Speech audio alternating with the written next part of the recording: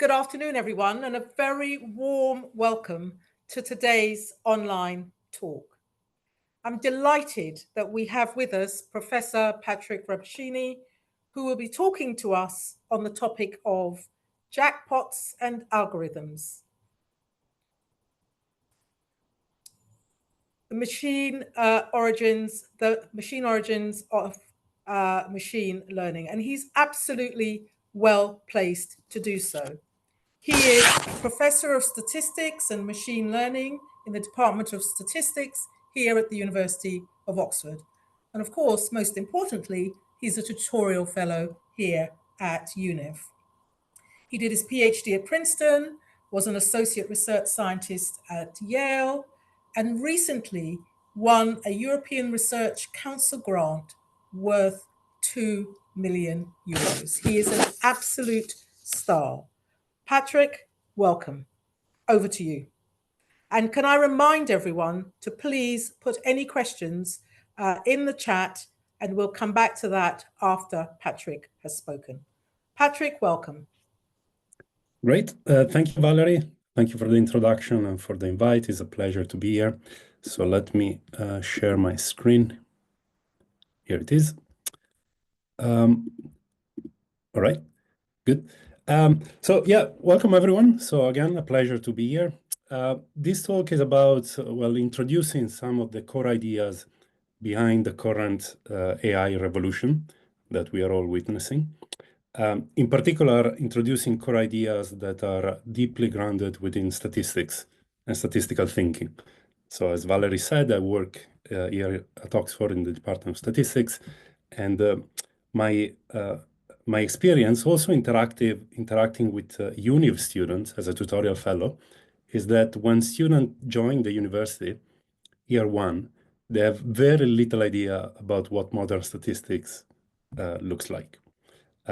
They come in thinking that statistics is mostly about applying formulas for computing notions such as mean or standard deviation, basically summarizing data, which is indeed what a lot of statistics does.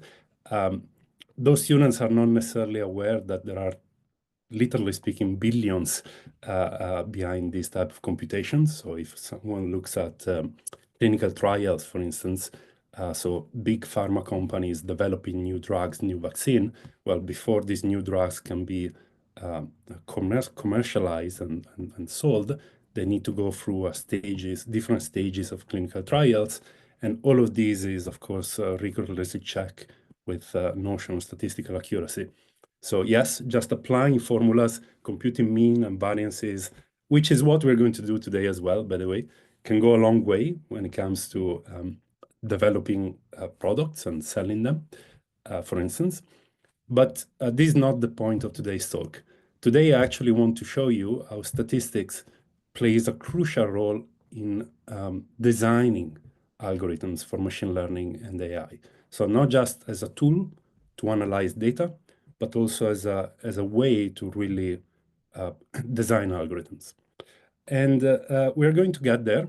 So we are going to motivate everything through the lenses of machine learning, AI. So if I had mentioned to you machine learning AI a few years back, say 5-10 years ago, most people will have presumably thought about, well, robots trying to conquer the world. Okay, this is the setting of many Hollywood movies. And of course, in 2025, we know that things could go that way in terms of having robots that do a lot of things for us, hopefully. But right now, as we speak, what is truly changing the way we live is the bunch of services that are readily accessible through our mobile phones, for instance, in terms of doing search, image recognition, and so on and so forth.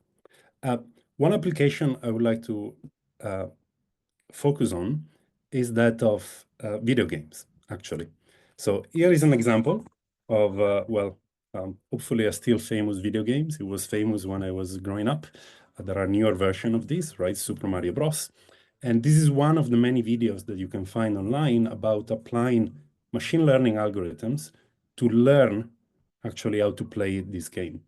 So if you think of an algorithm classically, you might be thinking of a set of instruction of the form, if this happens, then do this.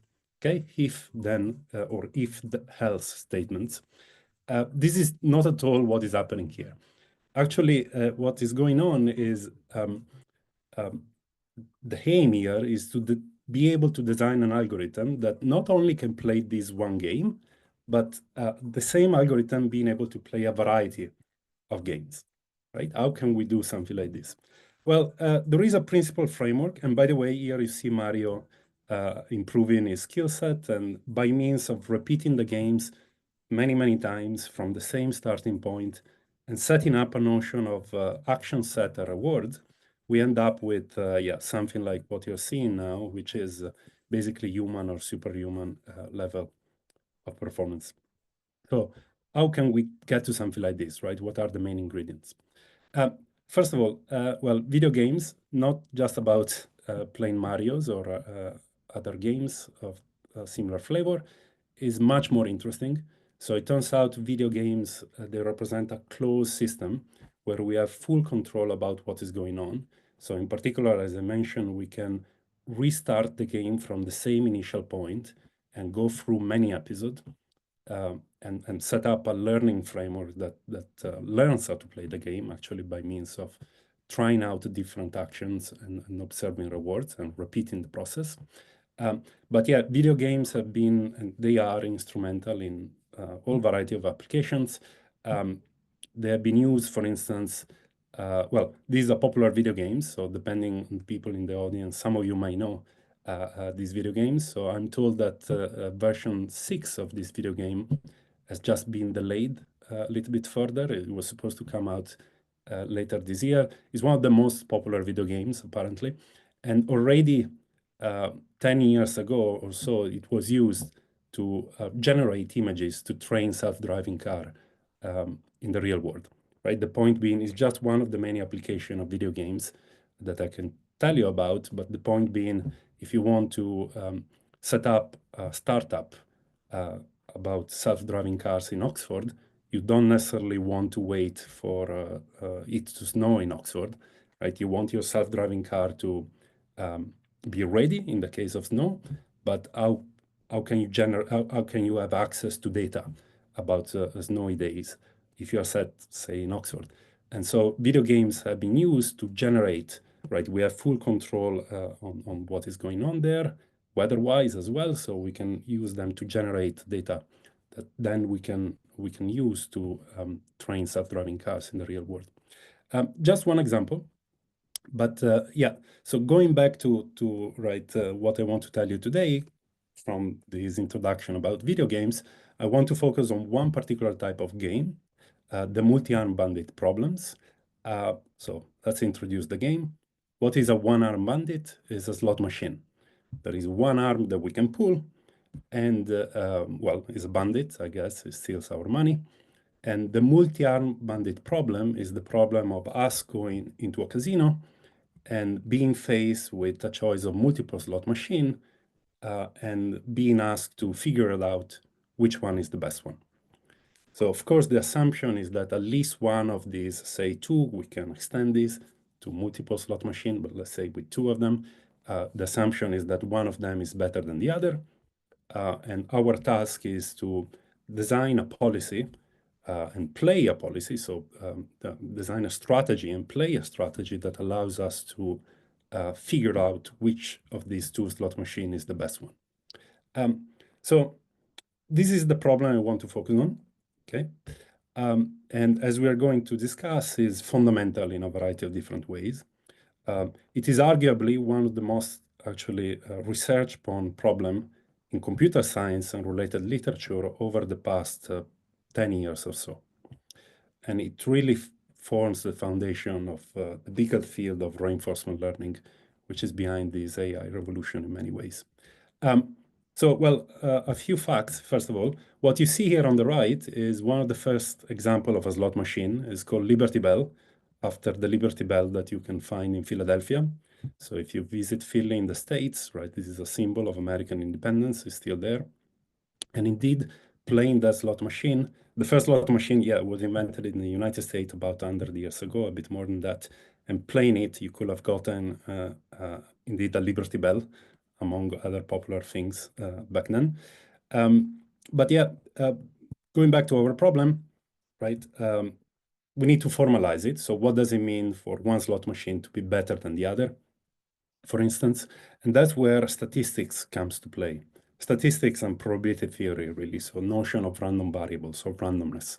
So the modeling assumption here is that each slot machine represents a data generating process. So a mechanism we can interact with that every time we play, every time we pull an arm, gives us a reward. And we interpret that reward as a realization of a random variable. So think of each slot machine as a coin, if you want. And playing a slot machine means flipping the coin.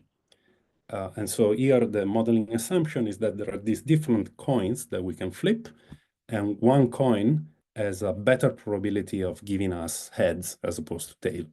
Okay? This is just to make things very concrete. And here you see immediately off the batch, statistics comes into play, right? The way we formalize this problem involves notion of randomness, random variables. So we are dealing with, again, coins that we can flip. And our task as statistician, if you like, is that of observing rewards, flipping this coin, of observing the sequence of head and tails, if you like, and figure out the bias of each coin.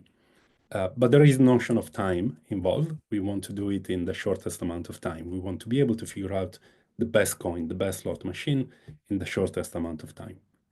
But this is just to emphasize, again, statistics is immediately there in the way we think about the problem. And this is the case in so many different examples in AI machine learning. It should not come as a surprise, right? This is the data science revolution. We are dealing with data. And in statistics, we think of data as coming from random variables. Okay, so here the multi-arm bandit problem is that I just described involves a learner. So think of us going into a casino and being faced at each time step. So there is a notion of time, and at each time step we are faced with a possible choice of action, which slot machine we play. And every time we pick an option, we in general possibly interact with an environment, and we observe a reward from the environment. And our goal is, given this reward, given the data that we generate by playing a slot machine, let's try to figure out what our next move should be. Now, the multi-arm bandit problem, just to contextualize, is a simplified setting of reinforcement learning.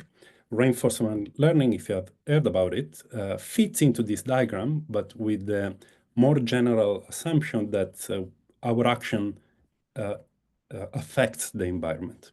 So the multi-arm bandit problem is a simplified setting whereby playing a slot machine only allows us to give a reward, observe a reward from it, but we are not changing the slot machine by playing them, right? If we flip a coin, we are just observing head or tail. It's not that we change the bias of the coin the more time we flip it. So the case where we can interact with an environment and change it, this is the fully fledged reinforcement learning framework. So it's more complicated, it's more general. And in the case, going back to the example of Mario Bros and video games, that is a fully fledged case of reinforcement learning. In that setting, the environment is given by the collection of pixels that is in front of our eyes, right? And the action set is, well, moving right, left, or jumping. And depending on the action, we are going to interact with the environment. We are going to change the pixel, the image that is shown at the next time step. All right, so going back to the multi-arm bandit problem, so let's do it. Let's say that you go to a casino and you're faced with these two slot machines that you can play. Let us call them arm 1 and arm 2.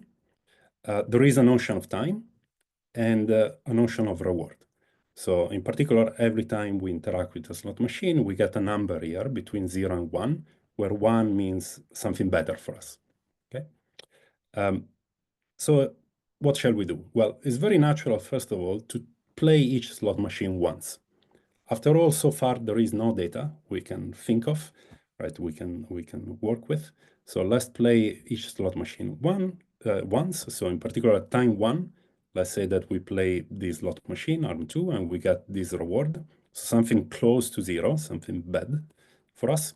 Whereas at time 2, playing ARM1, we get a reward that is better, so it's closer to 1. And okay, so we start having some data to deal with. So now if I were to ask you, which slot machine would you like to play next? Well, how can we go about it? So, well, these are the only two data points we have, one per slot machine. This one has given us a greater reward. So it seems natural to play at the next time step on one again, right? After all, this reward, thinking, if I compare this horizontal red bar with the horizontal red bar of the reward of round 2, this one is greater. This is what this symbol means. This horizontal red bar is greater than this one. And so we can, for the next time step, we can play on 1 again. So we can do it. Here it is. We have a new reward from ARM1. And now we are faced with the same question. So which slot machine will you like to play next? So now we can start being statistician, right? After all, we start having a collection of data points. So something very natural when you have a collection of numbers in front of you is that of taking the average of them, looking at the mean. And so that's what we could do. We could take the average of the rewards we have observed per each slot machine. So this is what this red bar represents here, is the average between these two rewards. It's just there in the middle. And we can prescribe as a strategy, as a policy to play this game, that of playing the slot machine that has given us the greatest reward on average so far. So in this case, looking at the average reward, this average reward is still greater than the average reward from ARM2.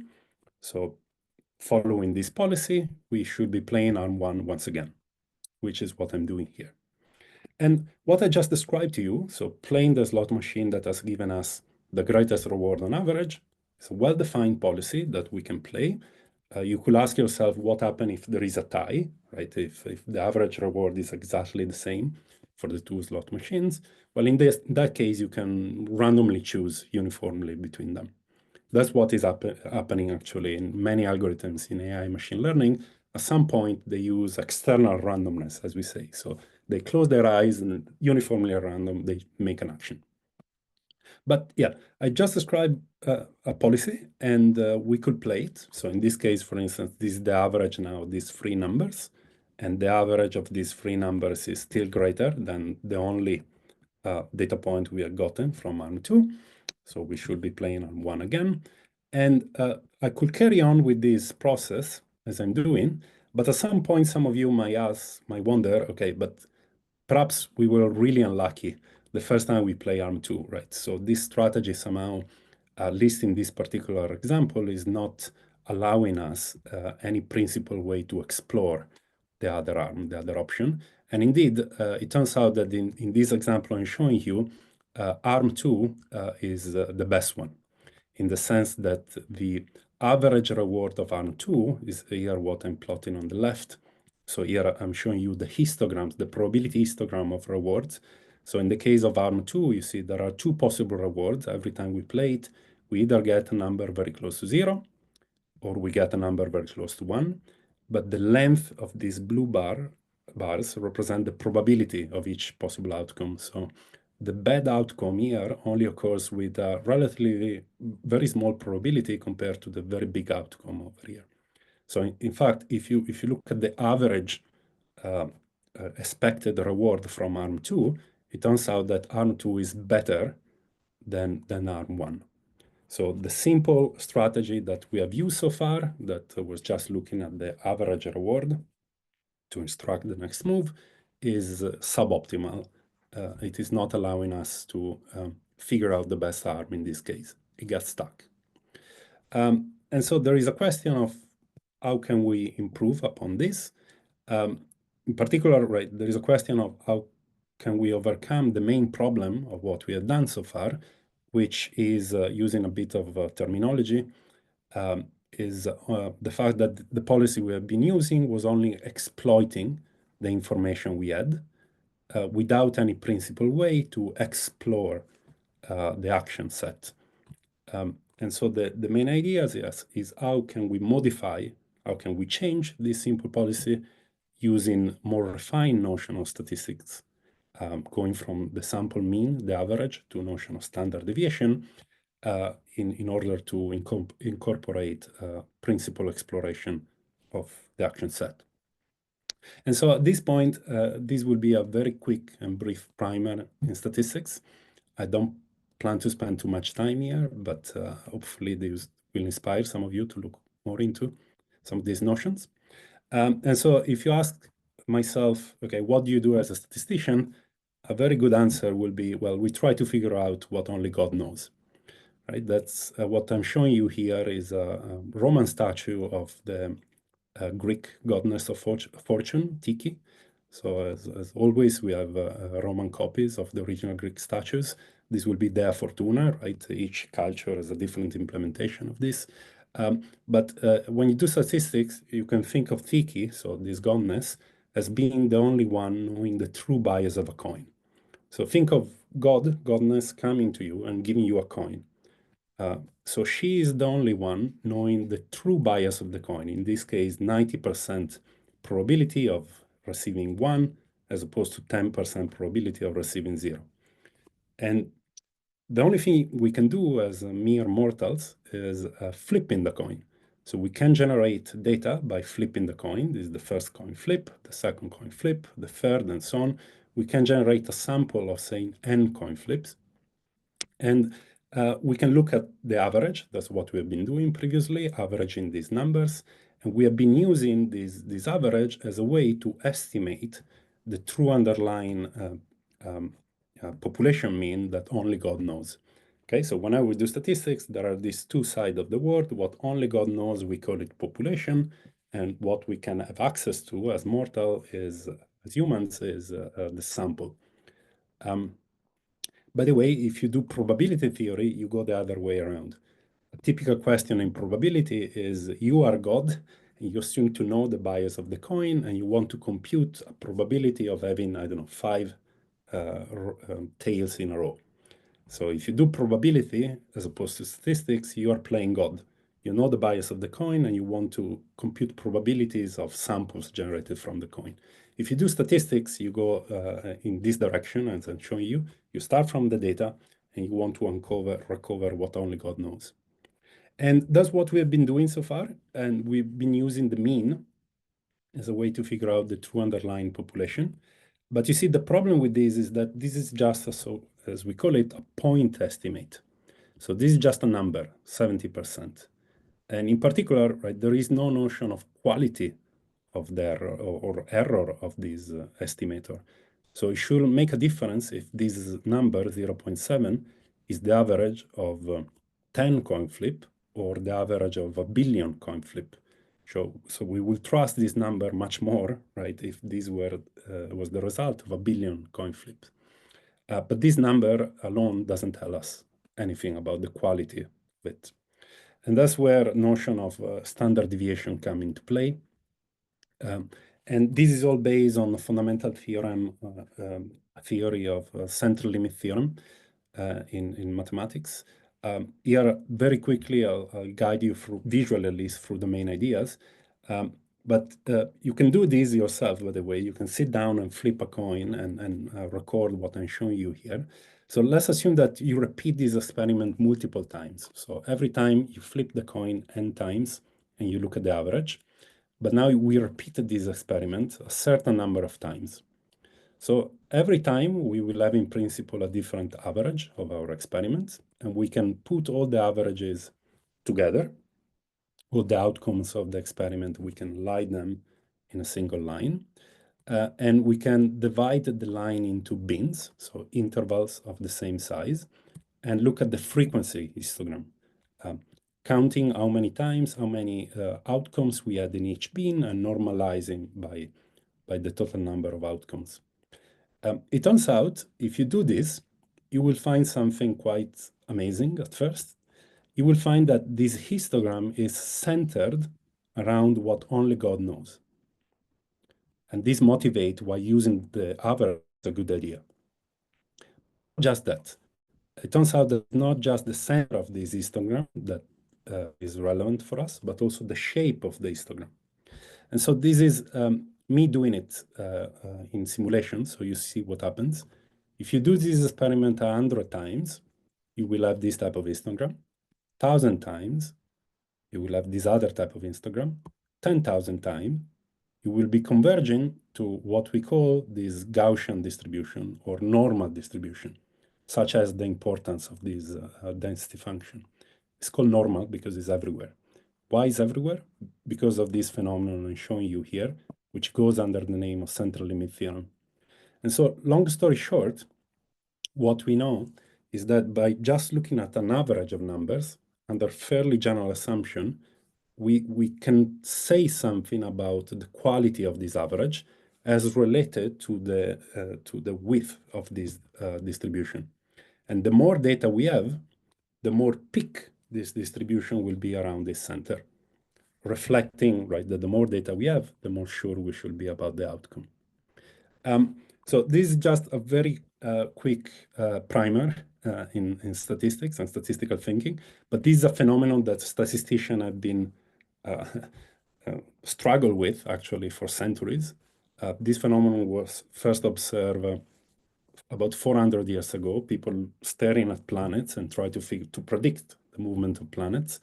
And they were just shocked by the fact that if they wanted their model to be 4 times more accurate, they didn't just need 4 times more data point, they needed 16 times more data point. And this is reflected by the presence of this square root here. So life is nonlinear. If you want to be twice as good at something, you don't just need twice as much time into it. You need more likely 4 times more effort, which is what this square root gives you. So anyway, long story short, what we can do, instead of looking at a single point estimate, we can look at the notion of confidence interval as related to how wide this Gaussian distribution is. And we can, with a specific, probabilistic statement that with a certain confidence, we know that the confidence interval we can construct contains the underlying parameter only God knows. And that's the beauty of it. So now we have statistical control on the meaning of this object. It's no longer just looking at an average, a point. We now have an interval. And so let's quickly see how this is related to our algorithm. And then I might be running a couple of minutes longer, but I'll wrap up shortly. So this is what we have done before. We were looking at the algorithm that was playing the arm that has given us the greatest reward on average. And this was a bad idea, as we discussed. We needed a way to promote exploration. The new algorithm that I'm going to show you uses this idea of confidence interval. And so the starting point is the same as before. We go to the casino, we play each arm once. But now, once we look at the average, we don't stop there. We actually construct this notion of confidence interval. Now, I'm just showing you the upper confidence interval centered around the average, because I only know to define this new algorithm, I only need to use the upper confidence bound. And the new algorithm works by now comparing the upper part of this interval. And you see what happens. So the first step, well, this horizontal red bar for arm 1 is greater than the horizontal red bar for arm 2. So as previously, also this new algorithm still prescribes to play arm 1 once again. But now this is the crucial point. Once we look at the average and we construct the new confidence interval, because we have more data from this arm, the confidence interval will be shorter. There is a square root of 2 there because we have 2 rewards from this arm. And so you see that the more we play an arm, the more we have data from it, the more we are sure about the position of the population mean associated with that arm. And so at some point, by playing this new algorithm that prescribes to play the arm with the greatest confidence bound, there will be a twist. I believe the twist is here, where you see at some point, because we have enough data from a slot machine that our confidence bound is smaller than that of the other arm, the algorithm will start playing the other arm, and we'll go from there. So this is a very quick illustration to show you how actually using notions of statistics beyond the average, using also this notion of standard deviation and confidence interval, we can come up with an algorithm to play this game that is actually optimal. There is a notion of optimality for this problem, and this algorithm that is called UCB, upper confidence bound, achieves this notion of optimality. So very quickly, this is not just related to playing slot machine. It is related to figuring out the best drug in a clinical trial. So you can think of patient going to a doctor and doctors having the choice of which drug to prescribe, for instance, in an illustrative example. And once they prescribe a drug to a patient, they can keep track of a notion of reward, of what the patient does with that drug. And this point in time, we can use this type of algorithm that we know are optimal mathematically to figure out what is the best drug to give to patients. These type of methodologies are used to optimize website, for instance, or video games. So if two of us go to the same website, we are likely to be exposed to different version of it. All of us are actually part of hundreds of experiments that design owners do all the times to try to figure out the best design.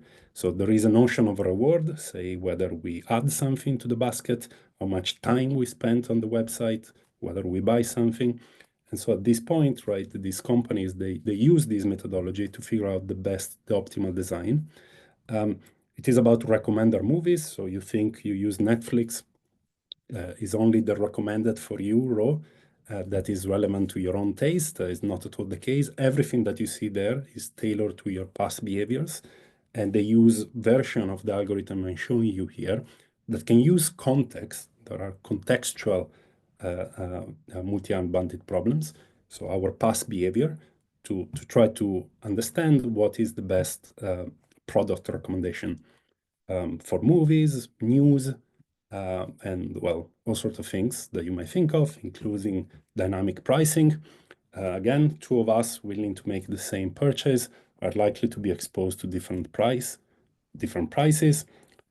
So this has always been the case since the internet has been around.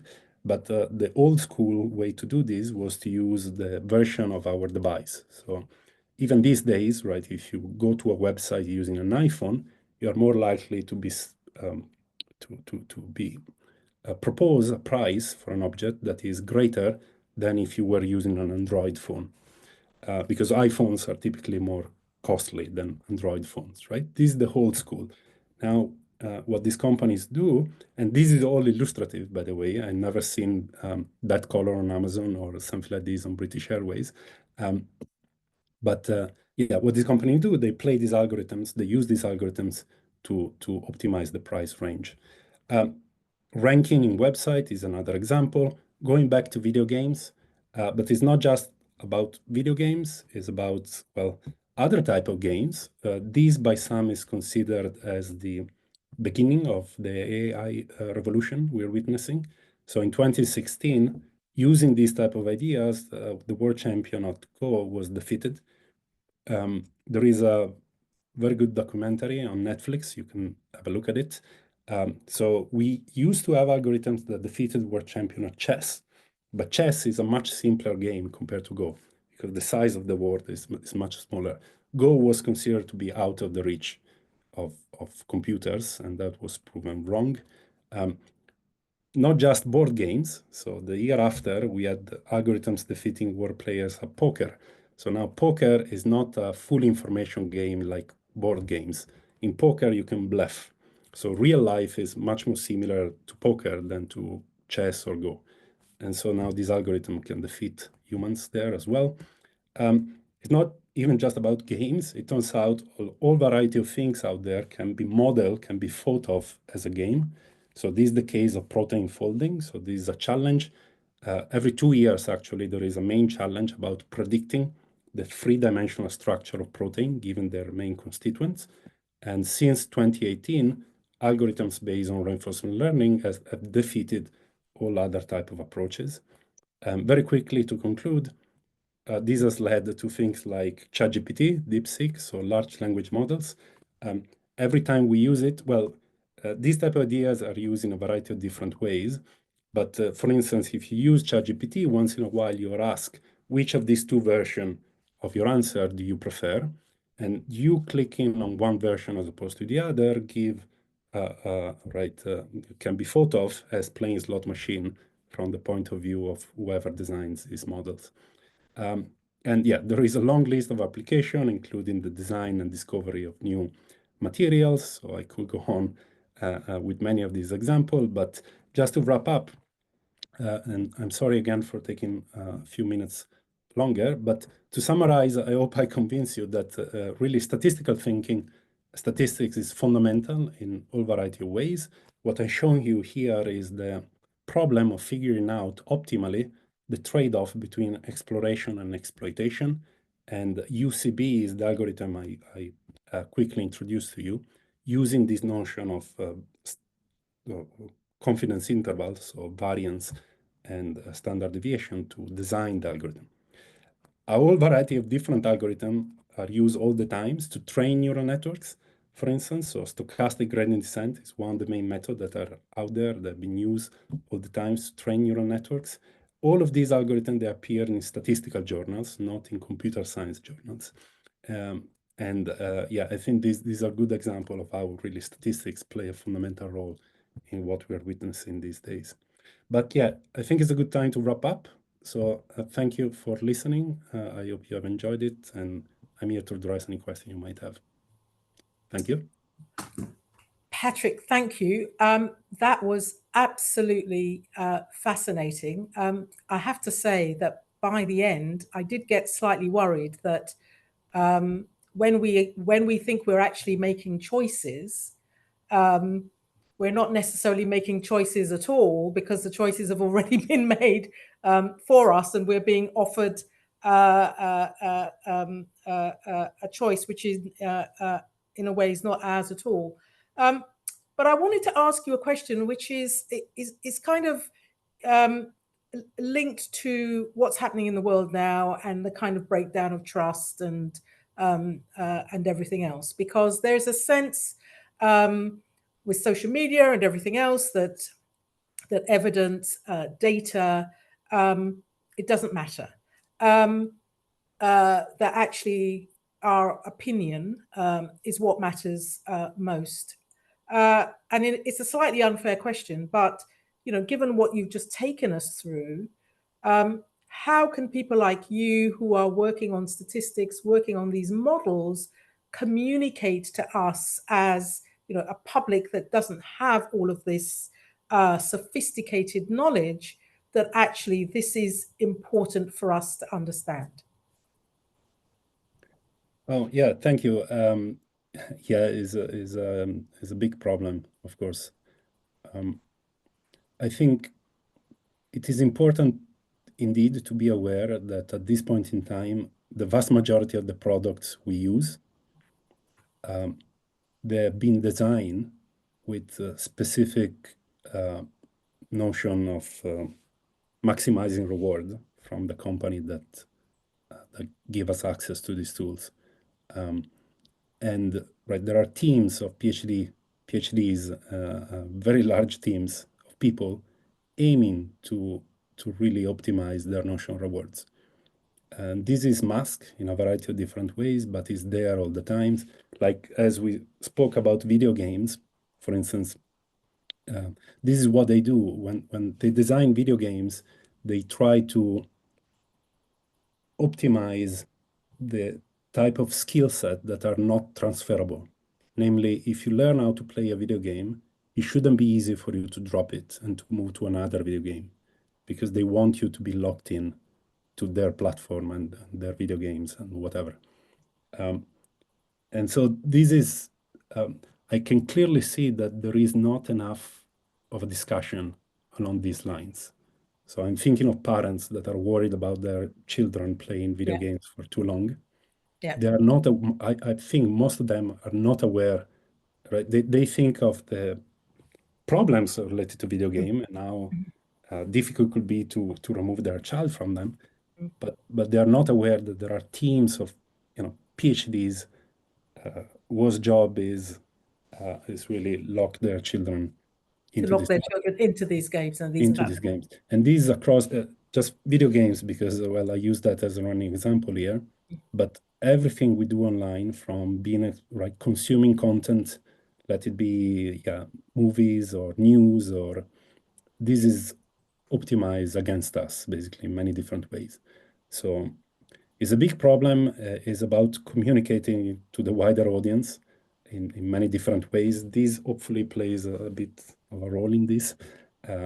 Of course, from a scientific point of view, there is a lot of research going on in terms of addressing notion of fairness, privacy.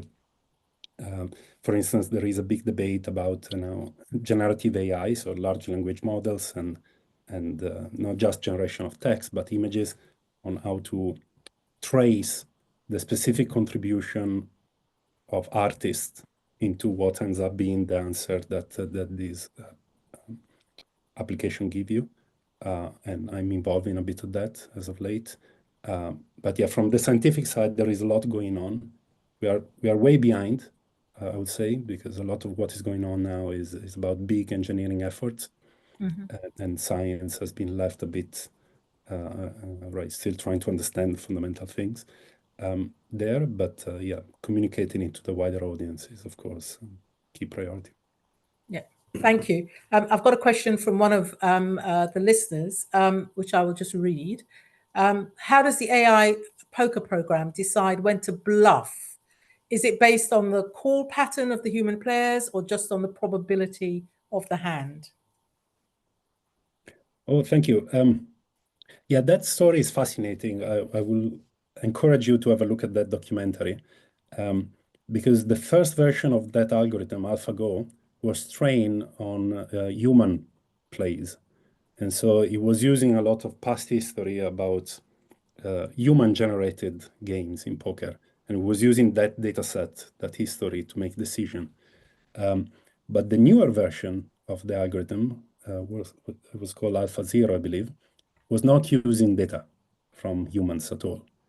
So basically, researchers were able to have two AI compete with each other from scratch, just knowing about the rule of the game, and having these two AI compete, generate data, synthetic data as a result.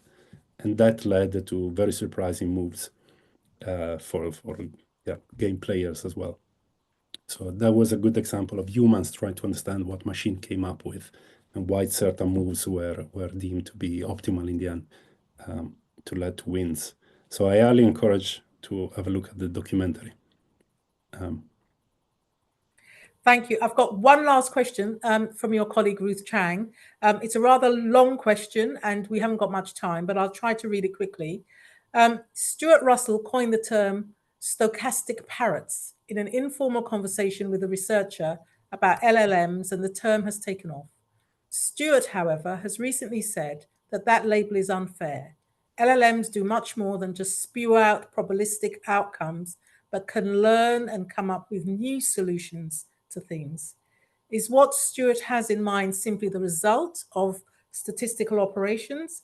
If not, can you say a bit more about what beyond statistics is involved in today's LLMs or machine learning generally? And how you're going to do that in 10 seconds is beyond me, Patrick, but over to you. Yeah, thank you. I think we are witnessing a change in the community. Up to a couple of years ago, stochastic parrot was a common definition, I would say. So, but that is changing. I mean, these systems that prove to come up with outputs that is fascinating in many ways. And there are true believers in the scientific communities, more and more of them, that really think that in this big high-dimensional space of parameters this model lives, there is something about the summary of understanding that is going on that we still don't fully capture. So the way these models are trained involve the statistics. So they're using data, and already almost a couple of years ago, all of the data basically available online was exhausted. So data is one main bottleneck. Now they're using synthetic data as the example of AlphaGo, perhaps, but people thought energy was to be the first bottleneck. It's not the case. Data has been the first bottleneck.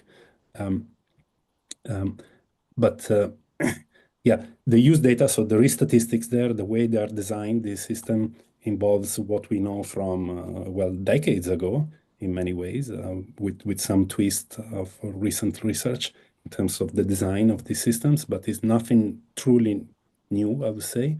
But it's just the fact that dealing with this very high dimensional space induces a phenomena that we still don't fully understand. And they could just be probabilistic phenomena in terms of summary of understanding. Patrick, we've run out of time. A huge thank you to you for going through that with us. Thank you to everyone who has been listening. Can I remind everyone that our next event is our Univ seminar, which is on creativity and AI, which will take place here at Univ on the 3rd of July. Once again, a huge thank you to everyone and look forward to seeing you next time. Patrick, thank you. Thank you, Valerie. Thank you, everyone.